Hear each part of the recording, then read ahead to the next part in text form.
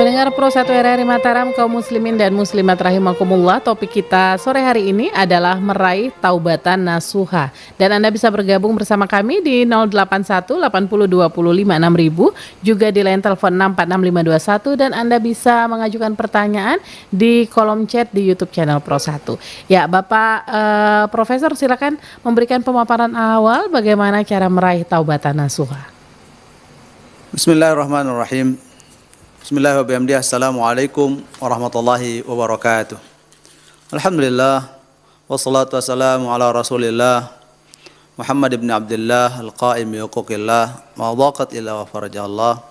Rabbi shrah li sadri wa yassir li amri wahlul 'uqdatam min lisani yafqahu qawli waj'al li wazira min ahli, amma ba'du. Pendengar RRI yang budiman, shaimin shaimat rahimakumullah. Tema mudzakarah kita pada sore hari ini adalah meraih taubatan nasuha. Meraih taubatan nasuha adalah impian semua orang. Impian semua orang yang beriman. Karena taubatan nasuha adalah pintu utama mendapatkan ridha, maghfirah, maunah Allah Subhanahu wa taala. Ramadan adalah pintu yang paling efektif untuk meraih taubatan nasuha. Karena Ramadan adalah syahrul taubah, syahrul maghfirah, syahrul i'anah, syahrul mujahadah. Bulan pertaubatan, bulan perjuangan, dan bulan penyesalan. Itulah syahrul Ramadan. Hari ini coba kita simak bersama perintah Allah Subhanahu wa taala tentang taubah. Secara singkat di dalam surah Az-Zumar ayat 53, Allah secara tegas menyuruh, memerintah kepada kita untuk taubat. A'udzubillahi minasyaitonirrajim. Bismillahirrahmanirrahim. Tubu ilallah jami'an ayyuhal mu'minun la'allakum tuflihun. Bertaubatlah kepada Allah, wahai sekalian orang yang beriman, agar kalian mendapatkan keberuntungan. Ayat ini memberikan penjelasan bahwa at-taib, al-mutibun, at-tawwabun, orang yang taubat kepada Allah Subhanahu wa taala akan meraih keberhasilan, keberuntungan, dan kebahagiaan. Maka kebahagiaan yang paling utama bagi orang yang bertaubat adalah penghapusan dosa-dosa bagi dirinya. Kemudian di saat dia meraih kebahagiaan, kesempurnaan itu, otomatis dia akan mendapatkan ketenangan, akan mendapatkan kesenangan, akan mendapatkan rahmat, maunah, inayah Allah Subhanahu wa taala. Itu hikmah utama daripada taubah kepada Allah Subhanahu wa taala. Secara spesifik Allah Subhanahu wa taala menyebut taubatan nasuha. Surah Tahrim ayat 8 misalnya, Allah Subhanahu wa taala memberikan penjelasan. A'udzubillahi minasyaitonirrajim. Bismillahirrahmanirrahim. Ya ayyuhalladzina amanu tubu ilallahi taubatan nasuha.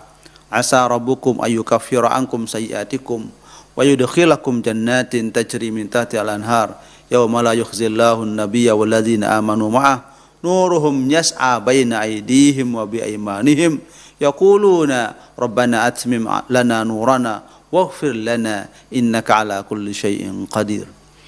Ayat ini menjelaskan tentang esensi cara untuk mendapatkan taubatan nasuha.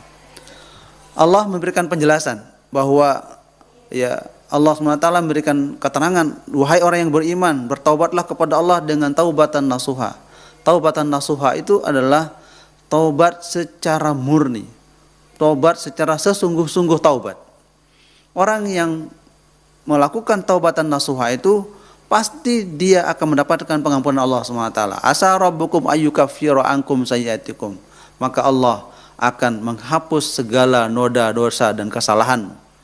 Setelah penghapusan dosa, Allah memberikan jaminan wa yudkhilakum jannatin tajri min tahtihal anhar.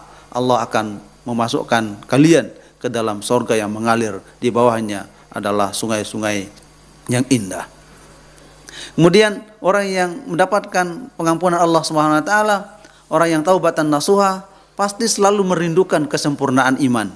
kesempurnaan cahaya yang Allah berikan kepadanya, sehingga mereka selalu beruntaian kalimat doa, Rabbana atmim lana nurana waghfir lana innaka ala kulli syai'in qadir.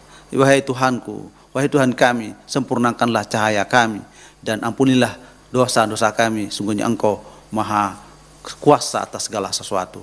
Ini secara normatif Allah SWT memerintahkan kita untuk meraih predikat taubatan nasuha. Bahkan secara spesifik Rasulullah SAW memberikan penjelasan, innallaha yabsutu yadahu bil laili liyatuba musii'un nahari wa yabsutu yadahu bin nahari liyatuba musii'ul laili hatta tatlu asy-syamsu min maghrabiha. Ya. Allah SWT membentangkan tangannya, membentangkan pemaafannya pada malam hari bagi siapa yang bertaubat di siang hari.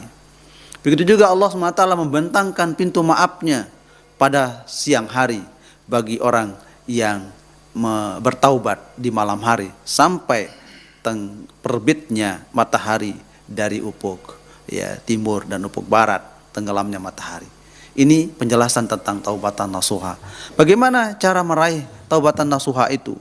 Yang pertama adalah yang harus kita lihat adalah al-iqla minadz-dzambi. Al-muqli'u minadz-dzambi. Orang itu harus mencabut diri dari dosa noda. Begitu dia salah, berdosa, melakukan kesalahan, cepat cabut diri. Jangan sampai lanjutkan perbuatan itu. Syarat untuk dapat taubatan nasuha yang pertama adalah al-muqli' minadz-dzambi. Orang itu berusaha sekuat tenaga untuk mencabut dirinya dari perbuatan dosa itu. Ini syarat pertama. Yang kedua adalah an-nadim ala ma fata. Jadi dia harus menyesal terhadap perbuatan yang sudah dia lakukan tempoh lalu.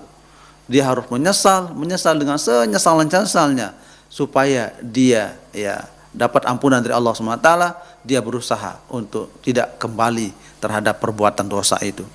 Kemudian yang berikutnya, wa idza kanat taubatu min madzalimil ibad, apabila taubah itu, istighfar itu masih ada hubungannya dengan menzalimi orang lain, maka syarat yang berikutnya adalah al-azmu ala adamil audah ilaihi bi malin au irdin au nafsin. Baik dalam hal ini dia berusaha sekuat tenaga, komitmen untuk tidak kembali melakukan dosa-dosa itu. Ini yang harus dilakukan oleh orang yang ingin meraih taubatan nasuha. Kemudian yang terakhir adalah at-tahallulu min sahibil haqqi au i'ta'uhu haqqahu. Apabila ada hubungannya menzalimi orang, memfitnah orang, atau mengambil harta benda orang, maka syarat taubatan nasuha berikutnya adalah dia kembalikan apa yang pernah dizalimi itu kepada orang lain, kepada orang yang dia zalimi. Pernah memfitnah, cepat minta maaf secara langsung. Jika pernah mengambil harta bendanya, kembalikan harta benda itu kepada orang yang dia zalimi. Jadi ada 4 syarat utama untuk meraih taubatan nasuha itu. Yang pertama adalah al-muqli' ala dzamb, dia harus mencabut diri untuk tidak melakukan dosa. Kemudian yang kedua adalah an-nadim, dia menyesal ala ma fata, apa yang sudah lewat dari dia buat perbuatan dosa itu dia menyesal. Kemudian al-azm, dia bercita untuk tidak kembali terhadap melakukan dosa. Kemudian yang berikutnya adalah al-mutahallil ala ma ta'allaqa bil ibad, dia harus minta halal terhadap apa yang berhubungan dengan manusia atau makhluk-makhluk yang lain. Inilah syarat taubatan nasuha. Mumpung kita masih bersama Ramadan, marilah kita perbanyak istighfar, perbanyak taubah, minta ampun kepada Allah SWT. Sebagai suami minta ampunlah, sebagai istri minta ampunlah, sebagai orang tua, ayah bunda minta ampunlah, sebagai anak minta ampunlah kepada Allah SWT. Mungkin ada hubungan yang tidak baik selama berkeluarga, selama bermitra, selama berinteraksi sosial dengan sama manusia, minta ampunlah, taubatlah kepada Allah Subhanahu wa taala agar kita menjadi orang-orang yang at-taib an-nasuh, orang yang suci bersih dari segala noda dan khilaf. Demikian wallahu a'lam bissawab.